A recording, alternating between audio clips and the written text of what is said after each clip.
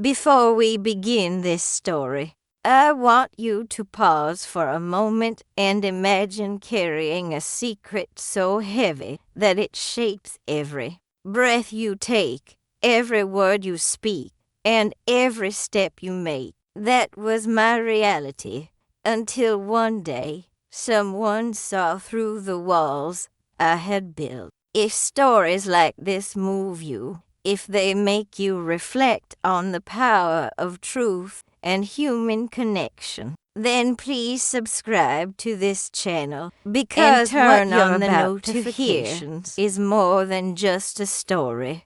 It's a turning point that changed everything. It was in the middle of a crowded classroom, sunlight spilling through the tall windows, when I felt my entire world collapse. My teacher's eyes locked onto mine, sharp and unwavering, as if she could see through every wall I had built, every mask I had worn. "Stay after class," she said, her voice My stomach low, dropped, calm, my chest heavy tightened. with something I I knew she couldn't had yet found name. out. The secret I had buried for years, the truth I had hidden under layers of silence, had finally been exposed. And I wasn't ready. I would never be ready. For years, I had lived as if I were two different people. By day, I was the quiet, disciplined student, the one who handed in assignments on time, who sat in the back row and never By caused night, trouble. I was someone else entirely, someone trapped in a world no one could imagine. A world built on sacrifice, manipulation, and fear. I carried that double life inside me like a poison, eating away at everything I was supposed to become. It began when I was 11. That was the first time I understood that silence could be a weapon, not just a shield. My family believed in appearances, and I, too young, in presenting afraid a became perfect part image of to that the world. performance. No Whenever matter someone cost. asked about my home life, I gave rehearsed answers, practiced smile. "Everything's fine," I'd say, my voice sweet but hollow. Inside, though, I was screaming. The sacrifices started small. Missing a field trip because family comes first. Giving up piano lesson because money is tight. But as the years By stretched, the time I was those 16, sacrifices grew I sharper, had stopped dreaming cutting altogether. deeper. Dreams required freedom, and freedom was a luxury I didn't have. Still, no one ever noticed. Not my friends, not the neighbors, not the teachers who praised me for my composure.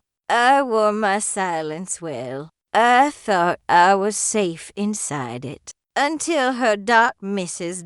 Carter, my English teacher. She had a way of looking at me She as if my noticed words things on others paper ignored the weren't tremor just in my assignments, hands when but I read windows aloud. into The something way more. my eyes darted to the clock when the last bell rang. She once told me, "Writing is where the truth leaks out, even when you try to hide it." I laughed it off then, but her words haunted me. And then came the essay. A simple assignment. Write about a place where you feel safe. My classmates wrote about bedroom, summer vacations. I wanted to grandparents' houses. to write something I stared easy, at the blank something that page wouldn't until the matter. lines But blurred. my pen betrayed me. I wrote about silence, about a ceiling crack I used to count at night, about a door that opened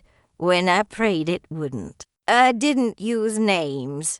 I didn't describe faces. But I wrote the truth in shadows and metaphors, thinking no one would ever connect the dots. I was wrong. When she handed back the essays, Later, Her hand when lingered the on class mine. emptied, Her eyes she held me said for those a second words too long. Stay after, and in that instant, the secret I had fought to bury clawed its way to the surface. My chest burned, my throat tightened, and for the first time in years, I felt the fragile walls of my silence begin to crack. That was the beginning of everything, the beginning of the end. I remember the weight of the sacrifices, not as isolated moments. It But wasn't as a just constant about shadow losing small stretching pleasures. across It my was life. about being shaped, molded, controlled into someone I never chose to be. My family believed that obedience was love, that silence was respect, that sacrifice was the only proof of loyalty. And so I gave everything, year after year, piece by piece, until I wasn't sure there was anything left of me at all. When I was 12, I had memorized the audition lines for weeks, whispering them into my pillow at night. But when the day came, my mother shook her head. "We don't have time for nonsense," she said.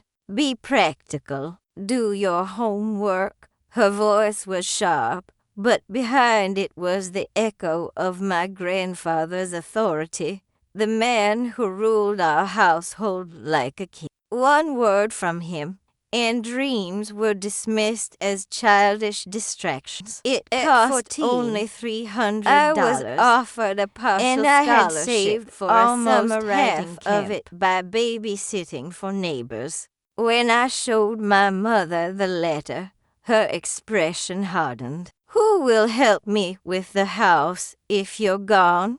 Who will take care of your brother?" Her words carried the weight of guilt, heavy enough to crush any argument I had. I tore the letter in half that night, though I kept the pieces hidden under my mattress like relics of a life. I didn't want to see the disappointment in their 16, eyes. Or I had stopped the anger that came when I pushed too far. Instead, I folded myself into their expectations, grades, chores, obedience. I wore my silence like armor, and they praised me for being the responsible one, as if my submission was virtue. But it wasn't just the sacrifices. They twisted love into something that felt more like a transaction. "We're proud of you." Affection came in brief, conditional bursts. I gave up something I wanted. "You're such a good daughter," they'd remind me when I carried burdens too heavy for my small shoulders. Every compliment felt like a chain, every nod of approval another lock on the cage they built around me. And through it all, there was the secret, the nights I never spoke of, the silence I never broke. My sacrifices became the perfect cover. Who would question the quiet girl disguise who never complained, never rebelled, never asked for more? I learned to live two lives, the obedient daughter in the daylight, and the terrified prisoner when the sun went down. Sometimes, late at night, I'd whisper to myself, "This can't be forever." But then morning came, and I carried on, shoulders hunched, smile rehearsed, silence intact. That was the rhythm of my life, years stacked on top of each other. Sacrifices piling up until they threatened to crush me. And I believed that was all I would ever know until Mrs. Carter looked at me and saw something I couldn't even admit to myself. The request came one humid evening in July, the kind of night where the air itself feels heavy, pressing against your skin. I was 17, sitting at the kitchen My table. mother My mother stood by with the a sink, textbook open scrubbing in a front of plate me. that Though was I already wasn't really spotless. reading, her movements sharp and restless. My grandfather sat at the head of the table, his posture rigid, his eyes on me the way a hawk studies prey. And then, in his calm, deliberate voice, he gave me the impossible order. "You're not going to college." The words hit me like a blow. For a moment, I thought I'd misheard him. College had my already escape applied plan to schools. The light I clung Worked to on in the essays, darkest nights, dreamed of dorm rooms and new beginnings far away from the suffocating silence of our house. My grades were good enough. My teachers supported me, Mrs. Carter especially. I thought it was my one chance. But my grandfather's voice left no room for negotiation. "You'll stay here. Family needs you. Sacrifice is your duty." What kind of daughter She would kept abandon her eyes her on mother the dish and brother in her just hands, to chase her scrubbing own as fantasies? if she could My erase mother the didn't conversation. argue. Her silence was louder than any protest could have been. And I understood in that moment this wasn't a discussion. This was a command. Something inside me broke. I wanted to scream, to tell him that I wasn't his servant, that my life wasn't his to control. But the words stuck in my throat, as if they were chained there. Instead, By every year I of lowered my obedience, eyes, every heart sacrifice I had and already whispered, made. Yes, sir.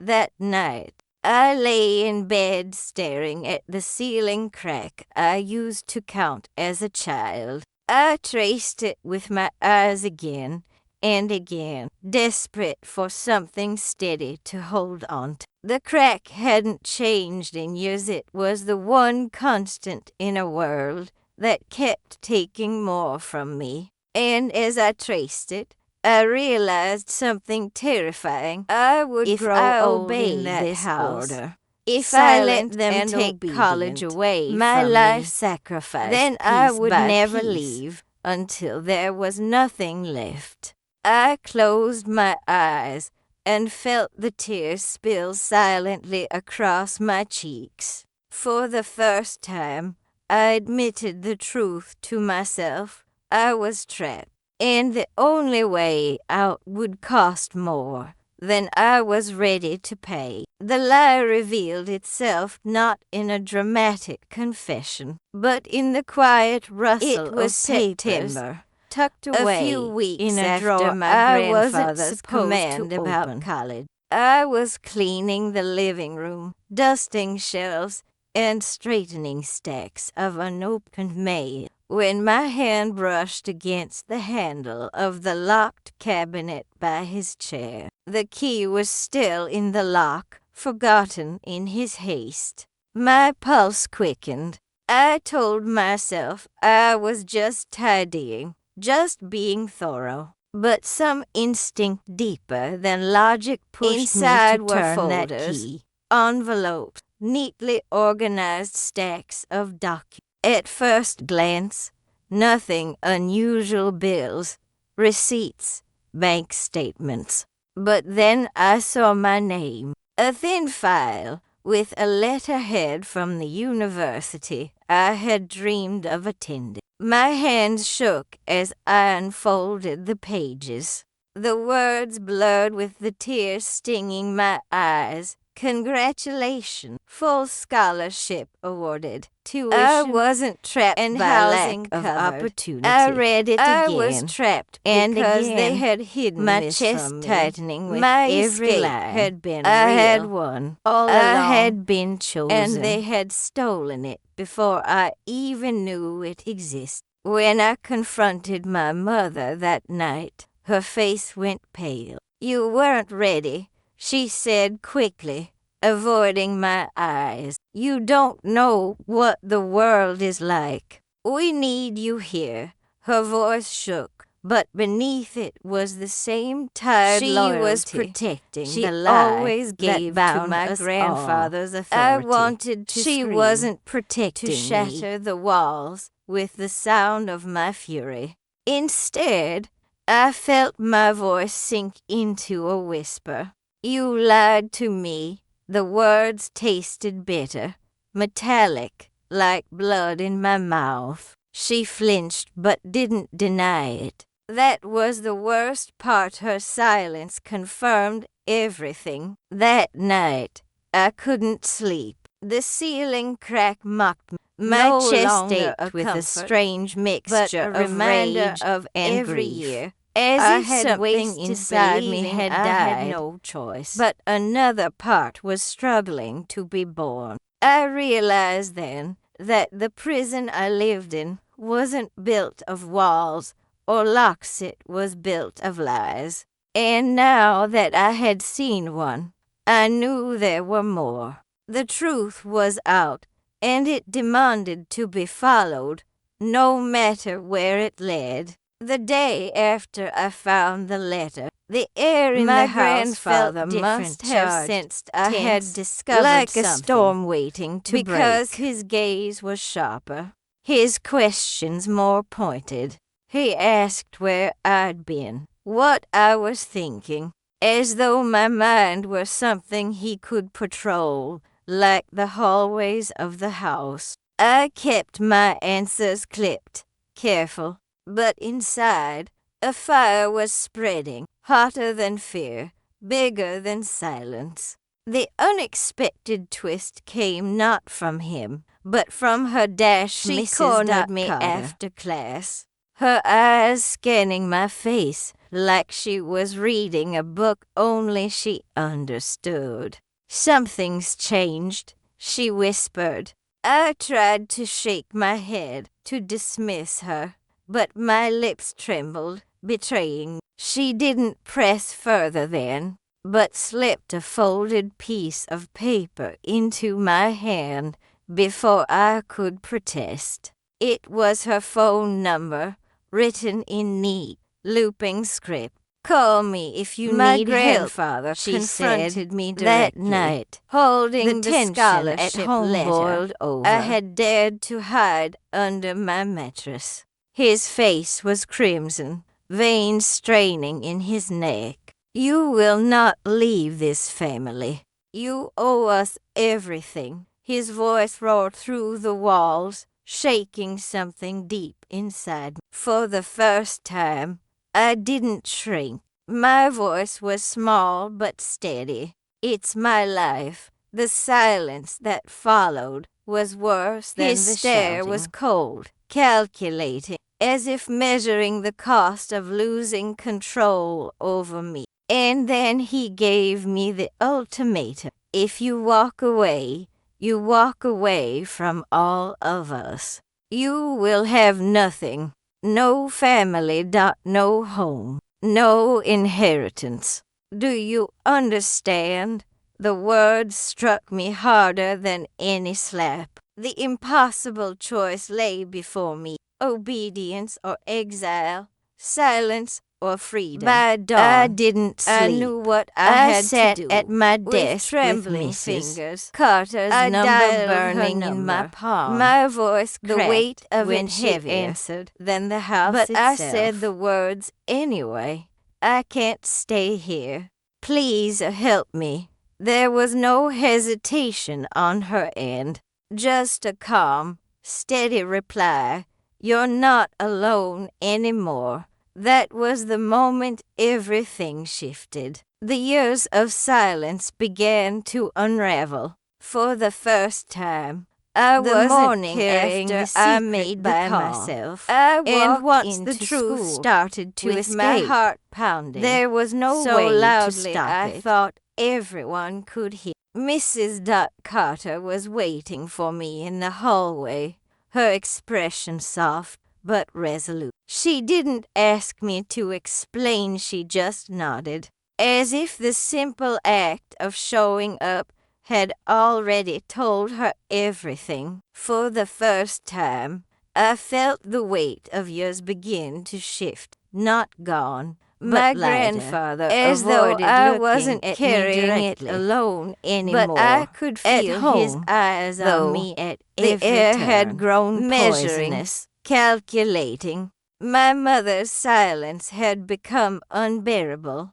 A fragile mask stretched so thin, it threatened to tear with every word unspoken. My brother, too young to understand, watched us all with wide, uncertain eyes. The house no longer felt like a home. It was a battlefield. That evening, my the grandfather's confrontation voice came through the living room, shaking the picture frames on the walls. Do you think you can betray this family? Do you think the world will protect you? His words spat like venom, each one designed to coil guilt around my throat. If you're still here, it means this story has touched something deep inside you, and that's exactly why your support matters. Subscribe, leave a like, and share this video. You never so know more who people might be can hear carrying a stories hidden like pain. this one, just waiting for a sign that change is possible. Together, we can show them that even the darkest secrets can lead to new beginnings. But something inside me refused to bend. You lied to me, I said, my voice trembling but clear. You took everything I had, every chance to be free, and you made it your own. You can't keep me here anymore. For a moment, My grandfather's the room jaw was clenched. silent. His My fists mother's tightening hands at trembled his on sides. her I lap, braced for but the she explosion said nothing. I thought would follow. But instead, he laughed a low, bitter sound that chilled me to the bone. You think you're stronger than me, he sneered. You're nothing without us. That was the moment the masks shattered. I saw him not as the powerful figure who had ruled over me all these, but as a desperate man clinging The realization to was control. terrifying, That was but already also slipping liberating. away. He wasn't a god. He wasn't invincible. He was just a man built on lies. Later that night, while the house creaked under the weight of unspoken threats, I packed a small bag, just a few clothes, my notebooks, the torn pieces of the scholarship letter I had kept hidden. My hands shook with fear, but also with a strange, unfamiliar I energy. knew if I did, hope the when years of Mrs. silence Carter would pull picked me me back up the inside next morning, and I'd I be didn't lost look back forever. at the As house. the car I pulled couldn't. away, My chest tightened, tears blurring my vision. I wasn't free yet, not completely, but I had chosen. And sometimes choosing is the first act of freedom. The first night away from home, I barely slept. Mrs. Carter had prepared a small guest for me, white sheets, a lamp It that should have glowed felt softly safe, in the corner. but my body didn't window know how that to looked rest out onto without her the quiet weight street. of Fear pressing down on it. Every creak of the floorboards made me flinch. Every gust of wind against the window pulled me back into old habits. Still, I reminded myself again and again, I'm not there anymore. I'm not trapped. The next morning, over breakfast, she asked me the question I had avoided for years. Are you ready to tell the truth? Her voice was calm, but her eyes held the kind of strength I had never seen in my own family. I wanted to say yes, but the words stuck in my throat.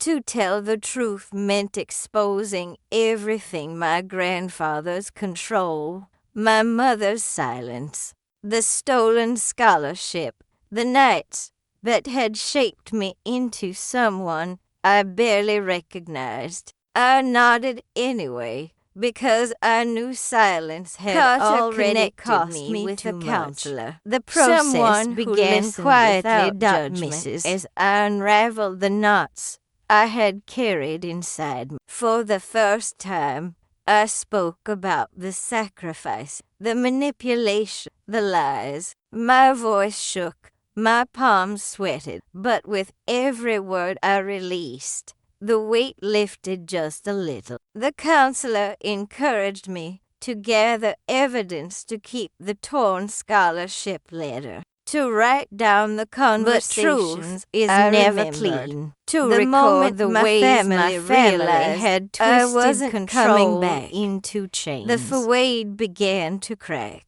My mother showed up at school, her eyes swollen, begging me to return. He didn't mean it, she whispered, as if that could erase years of silence. We can fix this. Her voice trembled with desperation, but I could see the fear beneath it, the fear of standing against, of admitting she had But then then I complicit remembered all the along. scholarship I letter, wanted to hidden run to her, torn, to betrayed. believe her words. I remembered her silence when he told me my life didn't belong to me. And I realized that love built on lies was just another form of control. Rumors began spreading in the neighborhood. Some said I was ungrateful, poisoned by outside influence.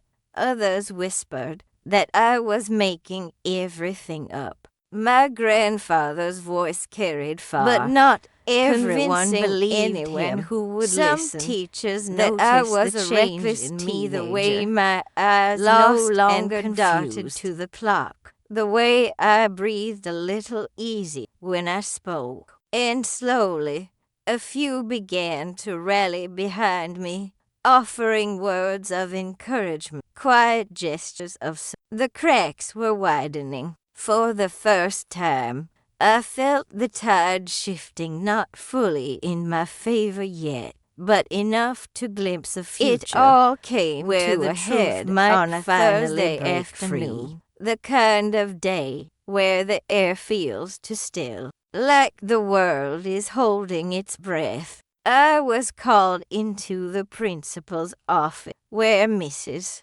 Carter and the counselor were already waiting. On the desk lay the torn scholarship letter, carefully taped back together, along with pages of notes I had written late at night when sleep refused to come. Every word, every My date, grandfather every arrived detail soon of what after. had been His taken presence from me filling the was room spread like out smoke. like evidence He walked in a in trial, with his chin high, his suit pressed, his voice dripping with confidence. To anyone who didn't know better, he looked like the picture of respectability. But I knew the truth, and now, so did they. The principal's voice was steady as she laid the papers in front of him. We've reviewed this evidence. It's clear that opportunities There were are deliberately also serious hidden from concerns concerns regarding manipulation and control in the home environment. For a moment, he didn't flinch. He leaned back in the chair, his lips curling into a thin smile. My granddaughter is confused, he said smoothly. She's been influenced by people who don't understand our family. She has always had everything she needs. She's simply misguided. His words sliced through For the a second, meant the to old reduce fear me rose to in nothing me, more than a the rebellious instinct to child. Lower my eyes, to accept the narrative he had crafted. But then I looked at Mrs. Carter. Her gaze was steady, unwavering, urging me to speak. And I did. My voice cracked at first, but once I began, the words poured out. I told them about the sacrifices, the manipulations, the threats disguised as love. I told didn't them hold about back. the letter, not Hidden this for time. weeks. The room About was the silent when I ultimatum. finished. That if I The chose weight freedom, of my I confession would pressing lose down everything. on everyone present. For the first time, I watched my grandfather's mask falter. His jaw tightened, his eyes narrowed, but behind the fury, there was something else fair. He realized he couldn't control the story anymore. The truth was no longer locked inside the walls of our house. It was out When here. the meeting In ended, the open, he where stormed his out power without couldn't a word. reach it, his footsteps echoing down the hallway. My mother didn't come. She hadn't dared. As I walked out of that office, the late afternoon sun hit my face through the glass doors. For the first time, I didn't feel like I was suffocating under shadow. I wasn't free yet, not completely, but the cage had cracked, and the light was pouring in. That day, I understood And something I had vital. finally chosen The truth danger is over dangerous, death. but The silence courthouse smelled deadly. of old wood and dust, its marble floors echoing with every nervous step I took. My palms were slick, my throat dry, but there was no turning back now. Months of whispered truths, late-night writing sessions, and pieces of evidence carefully gathered had led me here. Mrs. Carter walked beside me, her presence steady as an anchor, while my counselor carried the folder that felt heavier than stone, the letter, the records, the testimony of a girl who had been silenced too long. When the hearing began, my grandfather sat at the opposite table, his posture rigid, his suit impeccable. He didn't look at me, but I felt his presence like a weight pressing against my chest. His lawyer The spoke words first, stung, painting each one a him blade as a slicing devoted at my patriarch, already raw skin. misunderstood But by when it an was my ungrateful turn, child, something inside me shifted. I stood, legs trembling, and faced the judge. My voice wavered at first, but then I remembered the nights staring at the crack in the ceiling, the endless sacrifice, the scholarship letter ripped from my hand. I remembered the impossible choice he had forced on me, the way my mother from had that stood reservoir of silent pain, as my future was the words stolen. Came clear, strong, undeniable. He controlled everything. My choices, my voice, even the way I was allowed to dream. He told me if I left, I would lose my family, my home, my future. But what he didn't realize was that he had already taken those things from me. The courtroom was silent, every eye fixed on me. For the first time, when the verdict was wasn't read, shrinking it under wasn't the the weight of his presence. It wasn't I cinematic. was standing in it was quiet, burning it away almost with the anticlimactic, guilty of fraud, guilty of coercion, guilty of theft. He would face consequences not enough to repay the years stolen, but enough to shatter the illusion of his power. As he was led away, he finally looked at me. His eyes no longer burned with control, but with something smaller. For once, I didn't look away. Fear of Outside, irrelevance, the of being autumn stripped air was of the sharp throne against my he face. had built on lies. The sky painted in shades of orange and fading blue. Mrs. Carter squeezed my hand, her eyes glistening with quiet pride. "You did it," she whispered. I nodded, though my chest felt hollow. Victory didn't feel like freedom.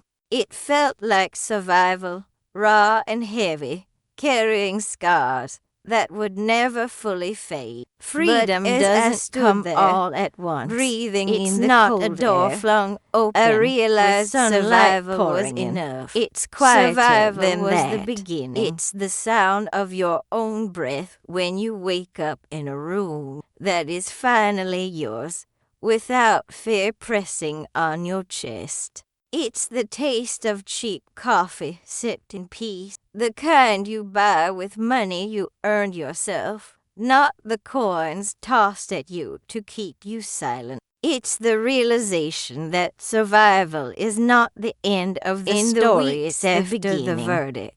I drifted through days that felt both heavy and strange. My grandfather was gone, stripped of the power that had defined him. My mother's silence lingered, a wound that throbbed in ways the court could never heal. Sometimes I caught myself staring at the phone, waiting for her call, imagining her voice breaking with an apology that never came. And each time, I reminded myself blooming that love without fragile yet is real, just another possibility. Mrs. Carter sat with me one evening, papers spread across her dining table. It's not too late, she said softly, sliding a stack of scholarship forms toward me. My hands shook as I touched them, as though they might disappear like the last one had. But they didn't. This time, no one was hiding them from me. I applied. I didn't write like someone that bled with honesty. A chance I wrote that like carried the weight who of had every already survived the every fire stolen dream and was daring the world to see what she could become. And when the acceptance letter came, it was nothing like the movies. No tears falling onto the page, no dramatic collapse to the floor. Just me, sitting alone in that small guest room, whispering to myself, it's real. This time, it's real. Looking back now, I realized the miracle wasn't that my secret was discovered, or even that justice was served. The miracle was that I finally spoke, that I tore the silence apart before it devoured me completely. The miracle was not being saved by someone else, but finding the strength to save myself. I still carry the shadows. I still wake some nights with the echoes of his voice in my ears. Still feel the ache they of a part of the story that chose silence over not truth. The ending. But those shadows no longer define I am me. Free. Not because the world made it easy, not because someone handed me salvation, but because I chose to walk through fire and come out the other side, burned, scarred, but alive. And sometimes, late at night, when I sit at my desk studying under the glow of a lamp, I catch my reflection in the glass. Carter I see the girl to me who once thought she had no voice, what was done to no you. Future. You are more no than way their out. Silence. And I whisper to her, now, the way, Mrs. Always.